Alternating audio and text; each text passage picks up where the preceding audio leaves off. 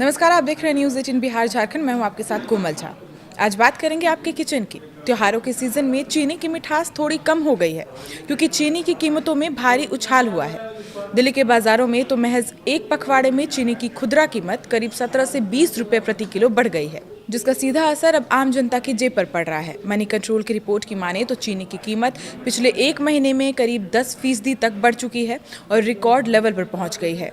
चीनी की बढ़ती कीमत का असर आम ग्राहकों पर भी दिखाई दे रहा है। उपभोक्ता मामलों के मंत्रालय के आंकड़ों की माने तो 18 अगस्त को देश में चीनी की एवरेज रिटेल कीमत 52.30 रुपये थी।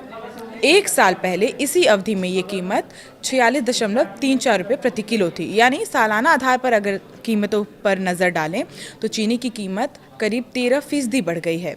बढ़ती कीमतों के बीच अब केंद्र सरकार भी सक्रिय हो गई है और चीनी के स्टॉक को लेकर नियमों को और सख्त कर दिए गए हैं ताकि इसकी कालाबाजारी ना हो सके। सरकार के नए आदेश के मुताबिक अब एक महीने में 10 मीट्रिक टन से ज़्यादा चीनी का इस्तेमाल या कारोबार करने वाले डीलर 15 दिन से ज़्यादा का स्टॉक अपने पास नहीं रख सकेंगे। नया नियम 1 सितंबर से लागू होगा और 30 नवंबर तक ये जारी रहेगा। सरकार का ये कदम बाजार में चीनी की उपलब्धता बढ़ाने और कीमतों को कंट्रोल करने के लिए उठाया गया है। दरअसल इससे पहले सरकार ने चीनी डीलर्स के लिए स्टॉक रखने की समय सीमा 30 दिन तक की तय की थी, लेकिन बाजार में कीमतों में तेजी जारी रहने के बाद अब सरकार ने स्टॉक की अवधि को और कम कर दिया है। अब सवाल है कि चीनी के दाम अचानक इतने क्यों बढ़ गए। इसके पीछे एक बड़ी वजह बाजार में सप्लाई को लेकर दबाव और आने वाले त्योहारी सीजन है। अगस्त से नवंबर के बीच देश में चीनी की मांग आमतौर पर बढ़ जाती है। रक्षाबंधन, गणेश चतुर्थी, दशहरा और दीपावली जैसे त्योहारों के दौरान मिठाइयों और मीठे पकवानों की खपत बढ़ती है।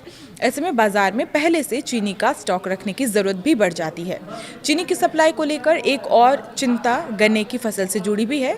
कुछ इलाकों में बारिश कम होने और मौसम के सूखा रहने से गन्ने की फसल प्रभावित हुई है और इसका असर आने वाले सीजन में चीनी के प्रोडक्शन पर भी पड़ सकता है। आपको बता दें कि सरकार इससे पहले भी बाजार में चीनी की उपलब्धता बनाए रखने के लिए कदम उठा चुकी है। अब नए आदेश के बाद 15 दिन की सीमा लागू हो जाएगी, यानी बड़े स्तर पर चीनी का इस्तेमाल या कारोबार करने वालों को जरूरत से ज़्यादा स्टॉक अपने पास रखने की अनुमति नहीं होगी। सरकार की कोशिश है कि चीनी बाजार में उपलब्ध रहे और जमाखोरी जैसे हालात ना बन सके।